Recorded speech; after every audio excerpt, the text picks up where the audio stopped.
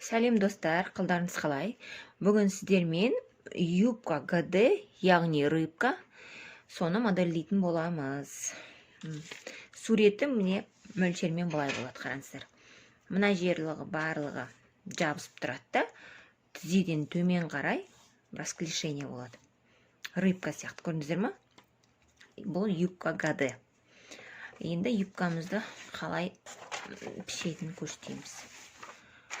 Өзіміздің шаблонымыз бойынша әдеттегідей міне ортасынан былай бір сызық жүргізіп аласыздар. Тура ортасынан вытечка тұрған жерден былай бір сызық сызып аласыздар. Сосын детальдарымызды мына ортасынан бөлеміз.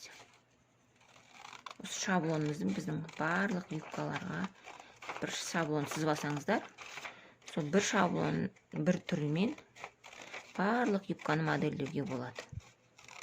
Осындай көп жасап аласыздар.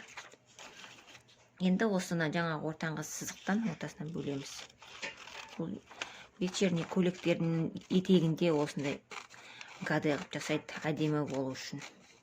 Өте әдемі шығады. Міне қараңыздар, міне. Осылай сызып аламыз. Қазір жабыстырамыз оны.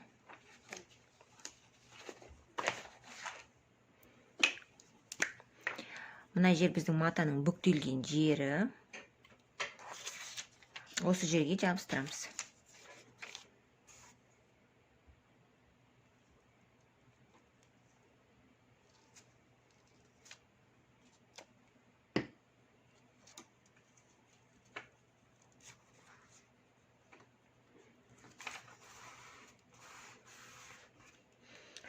Енді қараңыздар.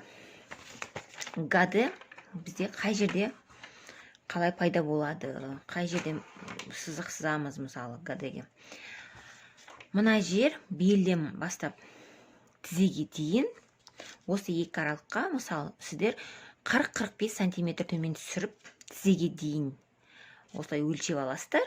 Содан кейін барып расклешение жасауға болады.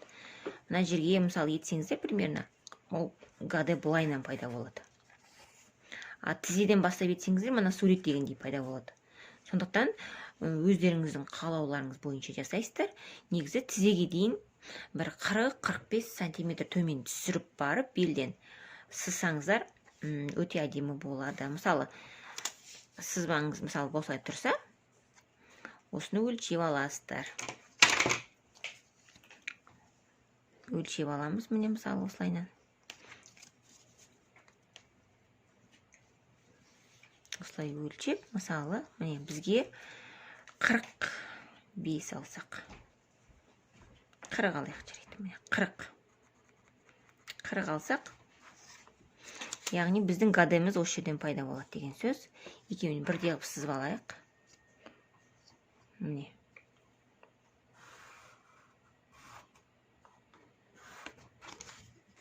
Мына жоғарғы белден біз төмен қарай 40 сантиметр өлшеп алдық. 40-45 алуға болады. Мысалы мөлшермен. Міне осы жерден бастап, яғни біздің гаде пайда болады деген сөз. Сызбамыз осылай пайда болады. Енді мынау осы жерден бастап біз қазір расклешение береміз.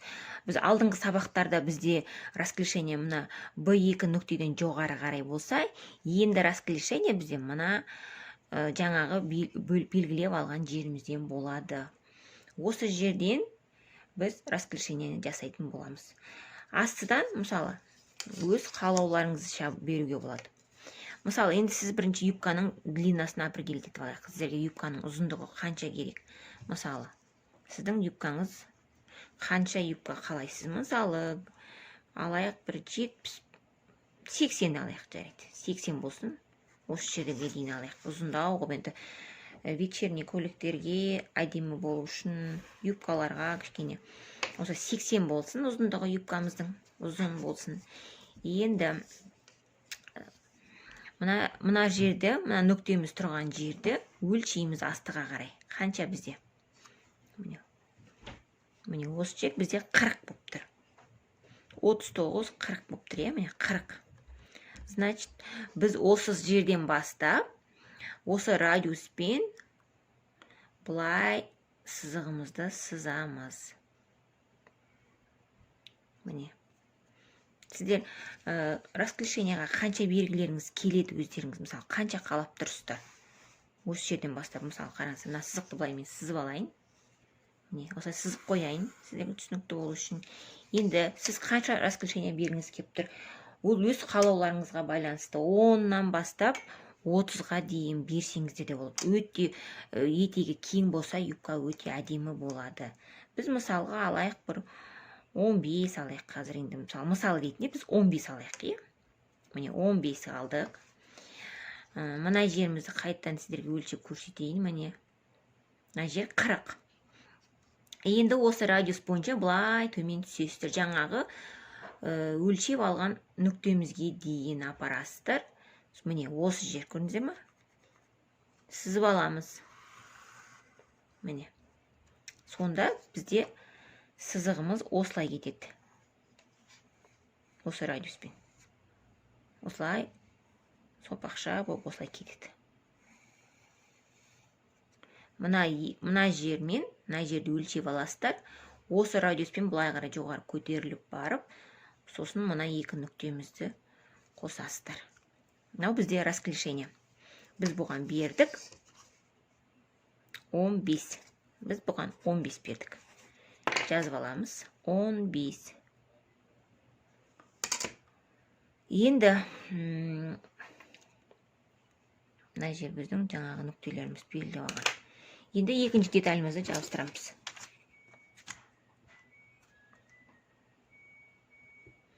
Екінші деталімізді жабыстырамыз.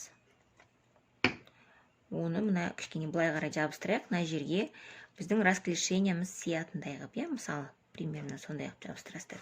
Сіздер оны матада өлшеп аласыздар. Бірінші мына жерде радиус бойынша сия ма, жоқ па. Содан кейін барып жабыстырасыздар. Міне кішкене былай қарай алайын. Екі жаққа да сиятындай. Міне, осы жерге өлшеп алайық. Осы жерге жабыстырайын. Міне, осылай жабыстырасыздар. Енді мына жердегі жаңағы біздің нүктемізден бағанағы гадеге арналған нүктеміз бар ғой. Осыдан төменге қарай біздің расклешениямыздың ұзындығын бәрін өлшейсіздер. Бірінші длина юбкамызды өлшеп алайық. Бізде длина юбка біз 80 деп алдық, 80. Мына жерден көреміз, 80-ге сиям екен, сияды екен. Сонда бізде юбкамыздың ұзындығы 80, ау жаққа дейін барып тұр. Осы жаққа дейін барады юбкамыз. Енді мына оң жаққа, сол жаққа бізде расклешенияға 15-тен береміз. 15. Міне, мына жер, мына жақта 15, мына жер. Міне осылай. Екі жақта да осылайнан сызып аласыздар. Міне осылайнан кетеді. Міне, мына расклешение екі жаққа бірдей бересіздер. Екі жаққа бірдей береміз. 15-тен. Мына жер бізде жаңа өлшеп алған жеріміз қанша болды, қазір көреміз. Бұл жер бізде 40 болды. Мына жерді өлшейміз 40-қа.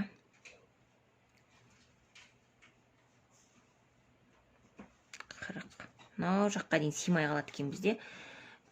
Сіздерге мен мөлшермен көрсетейін енді. Осы жаққа дейін кетіп қалады біздікі ары қарай. Тура мынау сияқты шығу керек па аяқ жағы. Сіздер мына радиус бойынша юбканы былайнан сызасыздар. Міне осылайнан.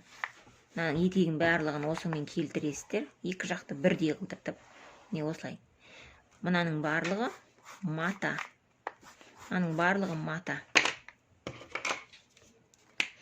Мына расклешение мына жердің де 15-тен бересіздер. Мына жердің бәрі 15, екі жағы 15. Мына ұзындық пен мына ұзындық, мына жаңағы өлшеп алған 45 сантиметр бізден төмен қарай ұзындық. Бізде 40 болып тұр, мына жерде де 40 болады, екі жақта да бірде 40 болады. Содан кейін барып осы радиус бойынша былай оң жаққа қарай барасыздар.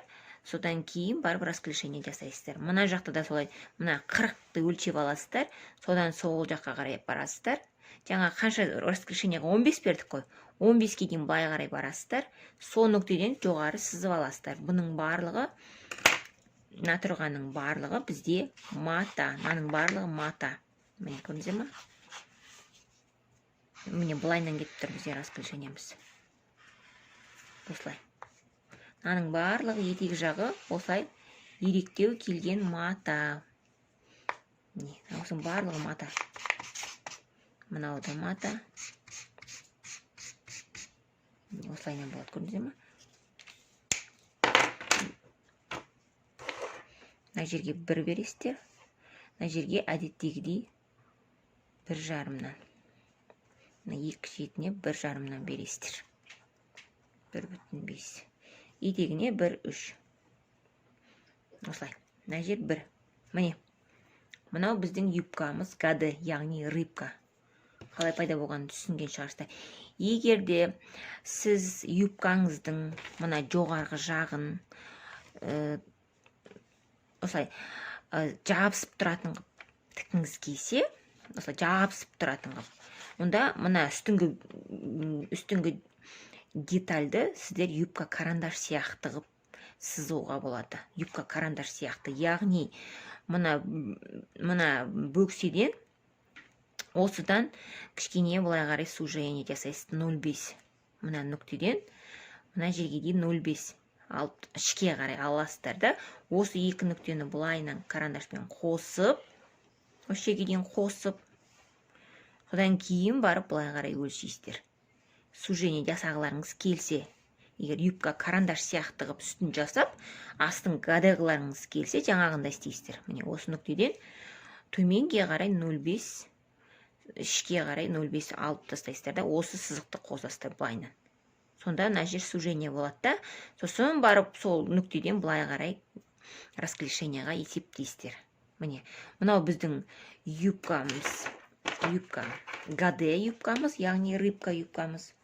Бұл өте оңай, осылай тәсілмен пішіп сызып аласыздар. Жаңағы өздеріңіздің шаблондарыңызбен осылай кез келген қалаған юбкаларыңызды сызып алып пішіп аласыздар да кие бересіздер. Міне, мынау өте әдемі юбка болады. Вечерний көйлектердің етегінің бәрін жасауға өте әдемі шығады. Осылай. Бізде ме, міне, мынау гаде, яғни рыбка.